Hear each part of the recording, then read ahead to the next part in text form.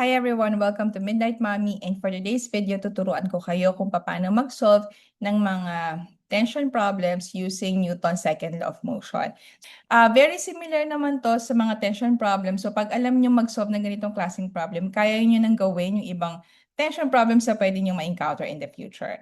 So this is the problem. So a traffic light weighing 120 newtons hangs from a cable tied to two other cables fastened to a support. So ito yung ating support dito sa taas. Now the upper cables make angles of 37 degrees and 53 degrees with the horizontal. So find the tension in each of the cables. So the first thing na kailangan natin gawin is to draw the free body diagram na related sa problem na to. So ang ginagawa ko dito usually is that nagdo-drawing ako ng horizontal line like this one. And then i-identify ko dito yung mga forces and yung mga angles na involved. Okay, so let's start with this one. So since ito naman ay given as a problem based on sa diagram, so susundan na lang natin siya. So ito yung T1, let's call this as the first tension or tension 1. So kung ang angle natin na 37 degrees is this one, okay, kung gagamitan natin siya ng alternate interior angle sa geometry, ibig sabihin itong angle na to na 37 degrees, equal din siya sa angle dito sa baba. Okay, so 37 degrees din to. So, ganun din, para dito naman sa T2, okay, doon sa second tension natin, kung 53 degrees siya dito sa taas, so that means dito sa baba, ito rin ay 53 degrees. Okay, so based sa diagram, meron tayong tatlong forces na kailangan nating identify.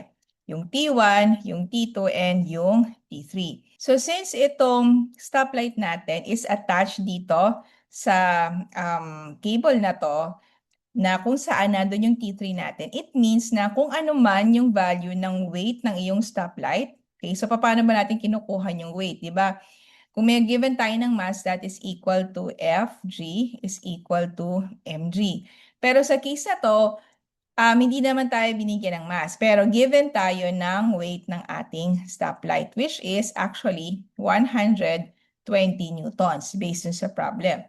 So meaning, yung value ng T3 natin, automatically, this one is already 120 newtons. Okay? Now, kung i-drawing natin to, yung force diagram natin, ganito magiging itsura niya. Yan. So, gumamit ako ng iba't ibang colors so para ma-identify natin kung ano yung mga values natin ng T1, T2, and T3. Okay, so ito na siya, no? Ito na yung ating free body diagram. So, ito ngayon yung gagamitin natin na basis para mag-solve ng mga para ma-solve natin yung problem natin. So, again, identify muna natin yung mga given quantities. So, yung T1, hindi natin alam kung anong tension dito, kaya nilagay ko rito unknown. Pero yung angle ng T1 is actually 37 degrees. Kaya nilagay ko siya rito as theta sa buwan. And then yung T2 natin is also unknown. So, ginamitan natin siya rito ng angle na theta sub 2 to denote the 53 degrees. And ito naman yung ating T3 na equal to 120 newtons, which is actually the weight of your stoplight. So, ang una natin gagawin is identify muna natin lahat ng X components. Okay? So, doon muna tayo magsisimula. Now, based ito sa ating diagram, kung mapapansin nyo, walang X component ang T3. Okay? Wala siyang X component kasi kung makikita nyo, nandito lang siya along the Y-axis. Pero itong T1 at saka T2, meron siyang X components kasi makikita natin na dito sa X-axis, meron siyang mga values. So if you notice, itong T1 or T sa buwan, kapag ito ay pinroject natin along the X-axis, so ito siya, yan. So ito yung drawing natin dyan, yung T1X. So let's call that as your X component ng ating T1. And then sa T2 naman natin, if you notice, pag again, pinroject natin to sa X component, sa X-axis, so itong T2 kapag pinroject natin siya sa X-axis, ito yung makukuha natin. So, ito yung T2X, okay? So, ito yung component ng T2 along the X-axis. Now, usually, pag gumagawa ako ng equation dito, like, sobrang dali lang. Kasi ang gagawin ko lang dyan is ibabalance ko lang siya. Now, remember na since yung ating stoplight ay at rest, okay, kapag at rest ang stoplight, hindi siya gumagalaw, that means lahat ng yung ating net force, okay, or yung sum of all the forces acting on the stoplight is actually equal to 0. Okay? Or in short, yung net force niya is equal to 0. Now, sa case na to, ang kukunin muna natin ay lahat ng x components. So, since naka-at-rest ang iyong stoplight, ibig sabihin yan, yung ating sum ng x components, okay, that is equal to 0. Okay? So, ibig sabihin, balance to. Balance si T sub 1 at T sub 2. Kung mapapansin nyo, they're acting in opposite direction. So, magkaiba sila ng direction. Okay? So, ibig sabihin, parehas sila ng value dapat. Kaya gagawa tayo ng equation na equal silang dalawa. So, kung kukunin natin lahat ng forces na nasa x-axis natin, meron lang tayong dalawa. Yung T1, x at saka yung T2x. Alright? Now, remember na since ang mga forces natin ay vector quantities, kailangan natin siyang lagyan ng signs. So, we have to be very careful sa pag-assign ng mga signs natin. Kasi ang bawat sign would represent your direction. So, sa case na to, yung T1x is acting to the west, so that means negative yung sign niya. And then yung T2x naman, magiging positive ang sign kasi this is acting to the right. So, nandun siya sa positive y-axis. So, kung susulat natin itong equation na to, magiging ganito siya. Negative T sub 1x, okay, plus T2x. Alright? Now, this one daw, dapat ito ay equal to 0. Okay, now, pwede nating ayusin pa itong equation na to, mag-derive tayo by means of doing this. Magta-transpose tayo. So, itong negative T1x, itatranspose natin or ilipat natin siya dito sa kabilang side ng equation. Kapag ginawa natin yun, pag nag-transpose tayo, yung negative sign magiging positive kasi kailangan natin palitan yung sign. So, magiging ganito na siya. T2x is equal to T1x. Okay? Pero ako, usually ginagawa ko, shortcut ko na lang to. Okay? So, since alam ko naman na this is just equal to 0 kapag in-add natin siya. So, ang ginagawa ko para akong nagbabalancing act. Okay? So, parang ginagawa ko dito is that kino-consider ko yung origin as like the equal sign. Okay? Yung equal sign. And then, isusulat ko lang kung ano yung nasa magkabilang side doon. Okay? So, like ito, pwede ko siyang isulat as T sub 1x. Okay? Yung nandito muna sa left side. And then, ito origin, that's equal sign. And then, kung ano yung nasa right side, meron tayong T2x. Okay? Ngayon, kung meron pang other forces dyan sa mga sides na yan, so, pwede nyo, ang gagawin nyo lang, i-add nyo lang siya. Alright? Okay. So, now, ito yung ating main equation. So, i-recall natin, no, ano ba yung natatandaan natin sa pagkuha ng x components. Diba? Ang general equation natin dyan is pagkukuha tayo ng x component, gagawin lang natin, i-multiply lang natin yung ating vector by the cosine theta o yung cosine ng angle. So, in this case, ang gagawin ko lang, itong t sub 1x, papalitan ko lang siya ng t sub 1, and then ito ay isusulat ko as ano, cosine of 37 degrees. Yan. Tapos sa kabila naman, this will be t sub 2. Okay? And then, ito ay magiging cosine of 53 degrees. Yan. So, pinalitan ko lang ha. Sinubstitute ko lang yung value ng theta. Now, ngayon gagamit tayo ng calculator para malaman natin kung ano yung values ng cosine 37 and cosine 53. Cosine 37 will give us, ayan, so 0.7986. Okay, so mahabang decimal siya. So, pwede nyo gawin siya, pwede nyo siyang i-round off. So, ako gagawin ko, i-round off ko na lang siya to 0.8. Okay? So, ito magiging 0.8 T1. Yan. So, kung mapapansin nyo, mas inuna ko yung constant na value kaysa dun sa variable. So, yung variable, ilalagay ko siya sa dulo. Ganyan. Then, for T2 naman, so kunin natin yung value ng cosine 53. That's cosine of 53 degrees. Okay, so we have 0.60. Okay, so ganyan lang gagawin natin. Round off ko na lang siya to 0.6 para mas madali. So this one is 0.6 T sub 2. Ayan. So, again, based dito, since dalawa yung ating unknowns, hindi naman tayo mahako agad ng sagot dyan. Okay? So, ang gagawin na lang natin is, pwede natin i-express ang T sub 1 in terms of T sub 2 or yung T sub 2 express natin in terms of T sub 1. Pero ang gagawin ko for this case is that, gagamitin ko yung T sub 1. Okay, so gagawin ko rito is that I will divide both sides of the equation by 0.8. Ayan. Para dito, makakancel siya. Okay, so therefore, from this equation, masasabi natin na yung T sub 1 mo is just equal to the value of 0.6 T sub 2 over 0.8. Okay? So ito, hindi ko muna to gagalawin kasi babalikan pa natin to mamaya. Okay? So balikan natin siya later. Now, the next step naman is kukunin naman natin lahat ng y components. Okay. So kung gagawin natin to, ibig sabihin, kung gagamitan natin siya ng Newton's second law again, for this case, applicable siya.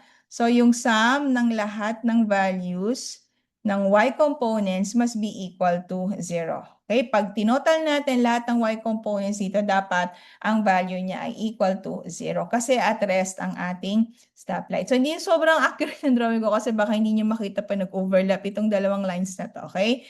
Pero eto, based ito sa diagram, makukuha natin yung value ng ng y component ng T1 and T2. And we will call that as T1y and T2y. Okay. So with this, again, pwede natin siyang isulat like this one. So f sub y is equal to, okay, so gagawin ko dito ay yung T1 muna. Now, if you notice, upward yung direction nito, nasa positive y-axis siya. So that means positive ang value ng ating T1 sub y. And then yung ating T2 sub y is also positive kasi acting upward siya. So magiging plus T2 sub y. Then yung T sub 3 natin, if you notice siya ay acting downwards. Okay, so kaya ito ay magiging negative. Yan. So ito daw ay equal to 0. Now, kung mapapansin nyo, pwede natin again itong gamitan ng derivation. So, magta-transpose tayo. So, itong T sub 3, ililipat ko rito sa kabilang side. Then, and kapag nilipat ko siya to the other side of the equation, itong negative sign na to ay magiging positive. So, now, magiging ganito na. T sub 1y plus T sub 2y is equal to T sub 3. Ayan. Okay? Now, recall natin, no? Pag kumukuha tayo ng y component, di ba, ang general equation natin is a sine theta. So, yung vector natin, i-multiply lang natin siya sa value ng sine ng angle na yon. Alright. So, gagawin ko dito is that papalitan ko lang yung mga values natin dito. So, t sub 1, T sub 1y, magiging t sub 1 sine of 37 degrees. Yan. And then plus your T sub 2, and then sine of 53 degrees. Yan. Then ito daw ay equal sa T3. Di ba yung value kanina ng T3 natin, based sa given ay 120 newtons. So, lagyan natin dito, 120 newtons. Okay, so from here, ang gagawin natin, gagamit tayo ulit ng calculator. Okay, so balik tayo sa calculator natin. So, kukunin natin yung value ng sine 37 and sine 53. Okay, so ang sine of 37 degrees is equal to 0.60. So ito ay 0.6 T1 plus, next yung sine ng 53 degrees. Okay, sine 53 degrees. So siya ay 0.79 or gawin natin siyang 0.8. 0.8 T2. And this is equal to 120 newtons. Now, again, since dalawa yung ating variable, hindi natin siya pwedeng masolve, okay? Pero, pwede natin gamitin yung nakuha natin kanina sa x component. So, ano ba yung nakuha natin kanina sa x component? Balikan natin. So, ito siya. Yung T1 is equal to 0.62 over 0.8. So, sulat natin dito. So, T1 is equal to 0.62 over 0.8. Okay, so that means ito, pwede kong palitan yung value dito ng T1 with this value. Okay, so 0.6 times 0.62 over 0.8. Yan, plus, ito ay magiging 0.82 equals 120 newtons. Okay, so now, pwede na natin itong isolve kasi lahat sila, parehas na silang T2. Okay, so isi-simplify lang natin to. So, kunin lang natin to. So, ito ay 0.6 times 0.6 and then divided by 0.8. So, simplify natin yon. Sa calculator natin, so that's 0.6 times 0.6 and then divided by 0.8. Okay, so meron tayong 0.45. Okay, so this is 0.45 T2 okay, plus 0.8 T2 equals 120 newtons. Okay, now pwede na natin i-plus itong 0.45 tsaka 0.8 kasi pareha silang T sub 2. So meron tayong 0.45 plus 0.8. So meron tayong 1.25. So this is 1.25 T2 equals 120 newtons. So to solve for the value of T2, di-divide lang natin both sides of the equation by 1.25. Kaya makakancel dito yung 1.25 sa left side. So therefore, ang value ng T2 natin ay, so 120 divided by 1.25. So ang sagot natin ay 96. So this is 96 newtons. Yan. Sulat natin dito. So T2 now is 96 newtons. Now, ano value ng T1? So, para masagot yung value ng T1, balik lang tayo dito sa equation na nasolve natin kanina using dun sa X components. Substitute lang natin. So, T1 is equal to 0.6 times 96 newtons divided by 0.8. Yan. So, sinubstitute ko lang yung T2 ng value na to, yung 96 newtons. So, therefore, T1 is 0.6 times 96. Press muna yung equals, then divided by 0.8. Yan. So, nakuha nating sagot ay 72 newtons. So, therefore, this is 72 newtons. Yan. Therefore, ang T1 natin ay 72 newtons. Okay, so there you go.